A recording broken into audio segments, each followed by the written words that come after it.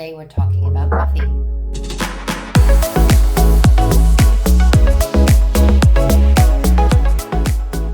So today we're talking about coffee. I was first introduced to coffee when I was 18 years old on the airplane to Australia, and I started drinking coffee there. As I remember, the coffee was strong, and I had it every morning. That was my first introduction to coffee, and I've been drinking it ever since.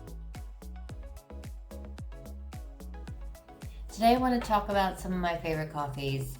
The strength of every cup of coffee is the coffee, and so I definitely invest in my coffee, and I make it at home, and we will walk through that and how easy it is for anyone to make a really good cup of coffee at home. But first I want to start off by talking about my favorite coffee. And I do the coffee bean because I think that the bean really creates a fresh taste. So today I want to talk about this.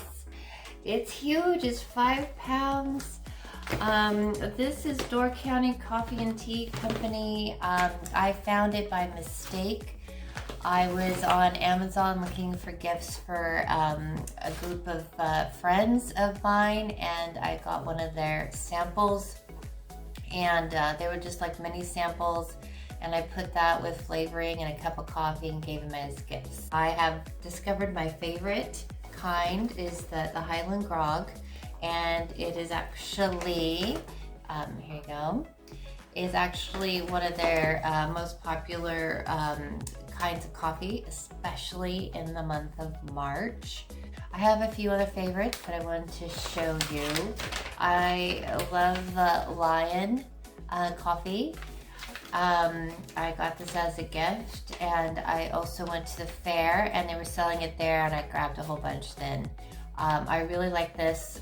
This one here is the Café Honolulu, but there's others that I really like. Another gift that I got was from the Maui Coffee Roasters, and I got this as a Christmas gift.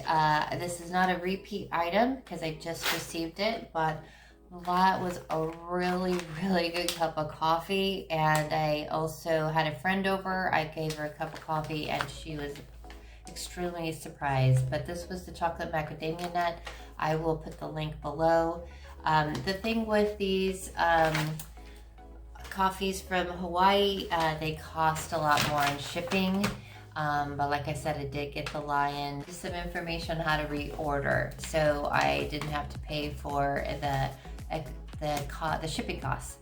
But the Door County one, it was free shipping, $50 for all of this. You can't go wrong. I have been adding a little bit of sweetener. The skinny syrups, you can get it at Marshall's, TJ Maxx, wherever. You don't need much. So with that, I do have my favorite cup of mug. I love this mug. I know it's a Christmas mug, but who doesn't drink from their Christmas mug all year round? So we'll walk through the process of making a cup of coffee.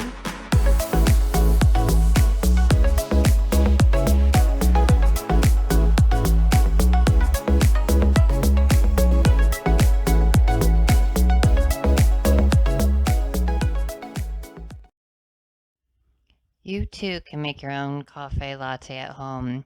And the first thing that you need to do is buy yourself a really good coffee bean. Next step is to put your coffee bean in your coffee grinder. Now there's all kinds of different coffee grinders. You can get as fancy as you want, or you can go really simple. You can get them at Kohl's or Amazon or Walmart. Mine's just a basic one. Actually, it was a gift so many years ago, and it still keeps working. Now, I usually keep it at a coarse grind. I don't usually do a fine grind. I like the coarse ones just to break up the bean and keep the taste fresh. The next step is to put your coffee in the espresso machine mesh or basket.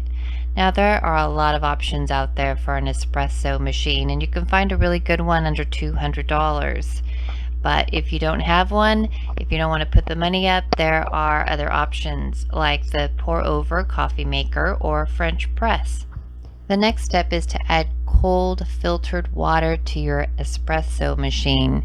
If you're not using an espresso machine, then you can use a gooseneck tea kettle. It's great for French press or pour overs.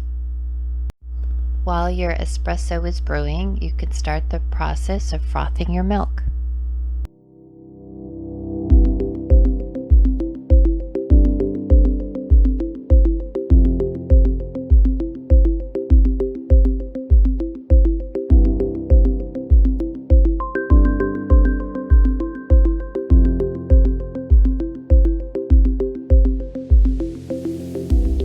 There are multiple ways to steam your milk. You can get one of those handheld whisk mixers. I got mine at IKEA. They didn't last for very long. You can get a higher end version of it. Although with these, they do not heat up your milk. I used to put my milk on the bottom of my cup and put it in the microwave and then use this mixer, and you can froth it that way. But then I discovered the electric milk steamer, stainless steel. I got mine from Amazon. It was about $30, and the great thing about this is it not only steams your milk, but it warms it as well.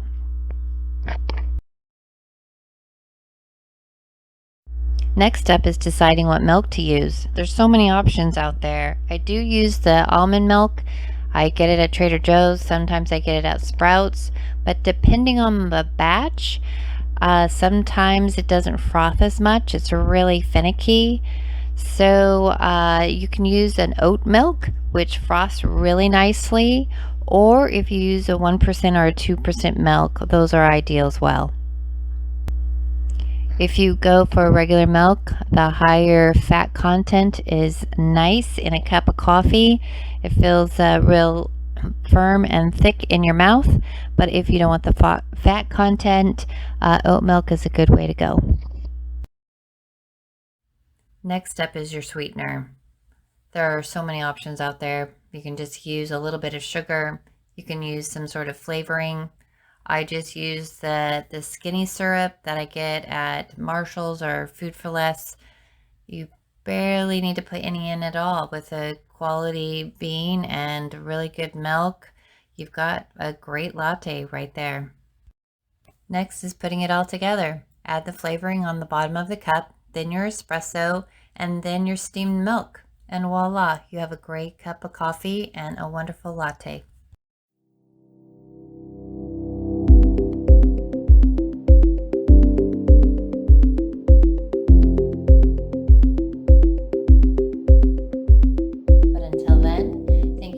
For joining me, and I hope that you make yourself your own cup of coffee. Enjoy. If you like this discussion, give it a thumbs up. If you want to hear more like it, subscribe and turn on your notification. Thanks for joining me today.